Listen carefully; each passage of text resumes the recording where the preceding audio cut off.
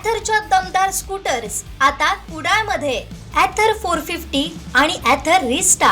आजच भेट द्या Ather showroom, Mumbai Goa highway, Kudal. Hotel spice कोकणच्या समोर. संपर्क 9730 10 64 77.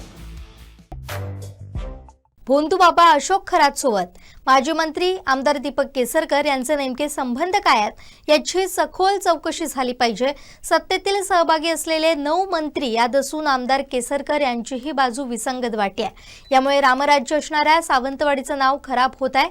त्यामुळे उद्धव बाळासाहेब ठाकरे शिवसेनेकडून पुण्यश्लोक बापूसाहेब महाराजांना वंदन करून केसरकरांची चौकशी करण्यासाठी प्रांताधिकारी यांना निवेदन देण्यात येणार आहे. तसेच मुख्यमंत्र्यांनी त्यांच्यावर कारवाई करावी अशीही मागणी करणार असल्याचं ठाकरे शिवसेनेचे उपजिल्हा प्रमुख चंद्रकांत कासार यांनी सांगितलंय.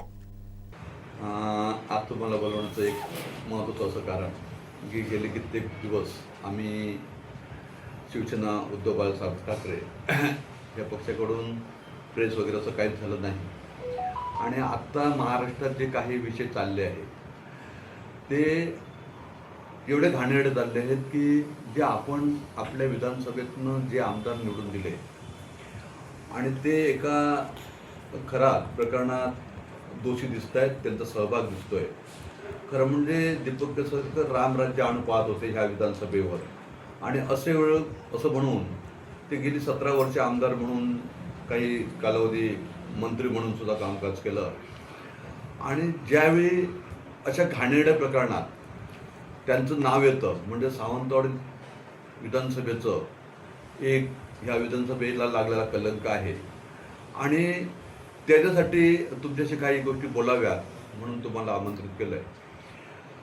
उद्या आम्ही असं ठरवलं आहे की सावंतवाडी फक्त तालुका रुपेश राऊळ यांच्या नेतृत्वाखाली परमपूज्य जे आपले बापूसाहेब महाराजांचा पुतळा आहे त्यांना अभिवादन करून त्यांना हार घालून आम्ही प्रांतांना तिथून चालत जाऊन एक प्रांतांना निवेदन देणार आहोत की जे केसरकर साहेब आहेत त्यांची या प्रकरणाची असलेली सखोल प्रकरणाबाबत सखोल चौकशी करावी.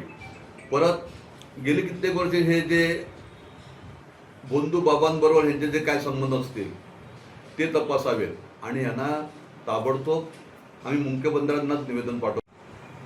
लक्ष नाही, कुठचीच विकास कामं झाली नाही. आणि आता शंका यायला लागली की कुठचीही विकास कामं न करता हे आपल्या ज्या ज्यावेळी निवडणुकी लागतात त्यावेळी अशी काही भोंदूगिरीचे उपाय करूनच लोकांना आकर्षित करून निवडून येतात. कारण ज्यावेळी लोकमत त्यांच्या विरोधात असताना एवढ्या मताधिक्याने निवडून एखादी व्यक्ती जाते आणि ते ठामपणे सांगतात की कुणी काय केलं तरी मी निवडून येणार, त्यावेळी अशा काही गोष्टींना वास येतोय. आणि त्याचं ज्वलंत उदाहरण म्हणून कालचा जो विषय आहे तो दिसतोय. म्हणून उद्या आम्ही एक निवेदन प्रांतांना देणार. बापूसाहेब महाराजांना अशा टाइमी अभिवादन करणार की जे रामराज्य आणि त्यांच्या नावावर दीपक केसरकरांनी राजकारण केलं आणि त्याच नावाला कलंक लावण्याचं काम दीपक केसरकरांनी केलंय हे आता सर्व जनतेला माहीत झालं आहे. त्याच्यामुळे आम्ही सावंतवाडीतील सगळ्या नागरिकांना तुमच्या माध्यमातून विनंती करतोय की तुम्ही ह्या जे आम्ही निवेदन देतोय उद्या बापूसाहेब महाराजांना 10 वाजता आम्ही पुष्पहार अर्पण करू, प्रांतसाहेबांना जाऊन निवेदन देतोय, त्याच्यात तुम्ही सगळ्यांनी सहभागी व्हा आणि अशा माणसाला ह्या विधानसभेपासून इथून दूर करावं एवढीच आमची मागणी आहे. आणि त्यासाठी तुम्हाला आम्ही खास करून इथे बोलवलं आहे.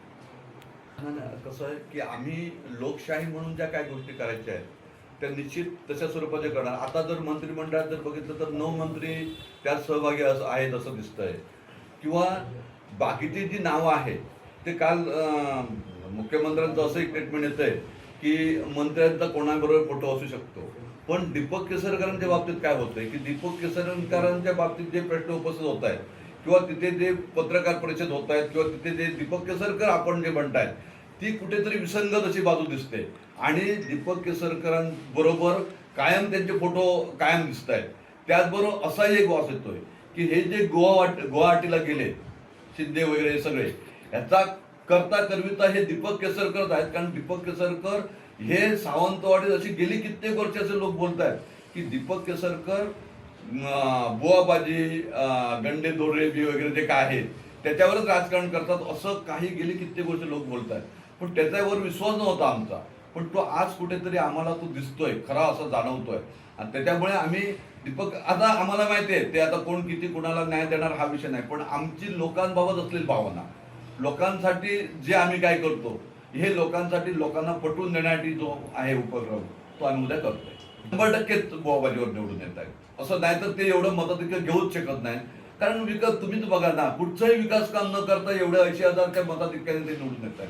म्हणजे निश्चितच अशा काहीतरी गोष्टी त्यांच्याकडे आहेत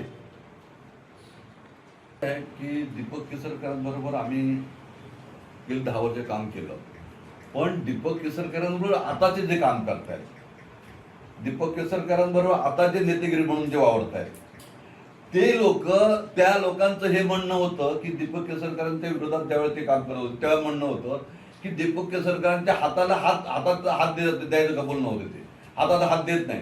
कारण ते असं म्हणतात की ज्याच्या दीपक केसरकरांकडे निवडणूक फिरताना हातात हात दिला तर 100% काही ना काही आपल्यावर परिणाम होतो, म्हणून ते हात देत होते. आज ते त्यांचे मांडीला मांडून लावून बसतात, आम्हाला कोणाची नावं घ्यायची नाही आणि घेणारही नाही आम्ही, पण त्यांना पण ते अनुभव आहेत. त्याच्यामुळे त्या विषयावर आता काही जास्त बोलण्याची गरज नाही. जे लोकांना माहिती आहे ते सगळ्या गोष्टी आता उघड होत आहेत ना. त्याच्यामुळे दीपक केसरकर आज 100% दिसत आहेत तिथे. दीपक केसरकर काय बाबा, आता मांडीला मांडून मांडी लावून बसतात ते तुम्हाला माहिती आहे ना, ते काय सांगण्याची गरजच नाही. ते सगळे म्हणजे काय ते टाम टू बॉले वगैरे सगळे आहेतच ना, त्याच्यावर आपण आता काय बोलायचं. आता त्यांच्याबद्दल सावध राहावं. दुसरी गोष्ट मग आता दीपक केसरकरांबाबत, दीपक केसरकरांबरोबर हे बबन सरांनी खूप वर्ष काम केलंय, त्यांचे एकदम जवळचे म्हणून काम केलं, निश्चित त्यांना तो अनुभव आला असेल. शिवसेनेमध्ये ज्या अर्थी खरं म्हणजे त्यावेळी दीपक केसरकर ज्यावेळी इथे आमदारकीला राहिले, म्हणजे आमच्याकडून राहिले, त्याच्या अगोदर इथे विधानसभेला शैलेश परब साहेब आपले चांगलं काम करत होते आणि तेव्हा त्यांचाच हे होता, क्लेम होता. पण निश्चित ज्यावेळी दीपक केसरकर मातोश्रीवर गेले आणि सहज तिकीट मिळून आणलं, त्यात सुद्धा तो रोल असू शकेल. निश्चित ते पक्ष नेतृत्व त्याच्यावर विचार करतील. खरं म्हणजे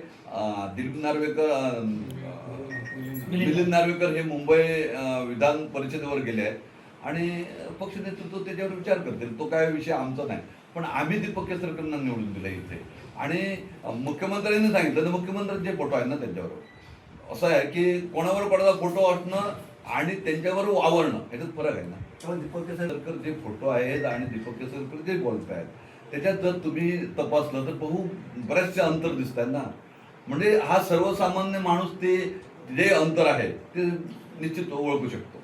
ह्या बंधुगिरीला मानत नाही, पण आज ज्या काही सुशिक्षित महिला, ज्या मंत्रालयातील महिला, ज्या शासकीय महिला किंवा जे बाकी एवढे ज्यावेळी त्या गोष्टीकडे आकर्षित होतात त्यावेळी काहीतरी असू शकतं ना.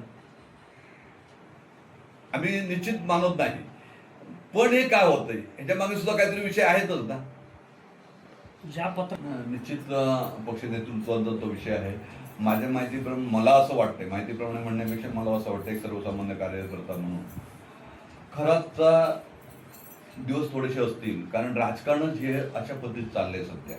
त्यामुळे खरात किती दिवस जिवंत राहील हा सुद्धा ज्वलंत प्रश्न आहे. खरं म्हणजे हा विषय एवढा, जर हा विषय चर्चेत राहिला आणि हा विषय जर खरोखरच त्या पद्धतीत तपास झाला तर खरात राहू शकत नाही. नाहीतर जर तपास योग्य दिशेने चालला तर बऱ्याच लोकांची नावं येतील याच्यात.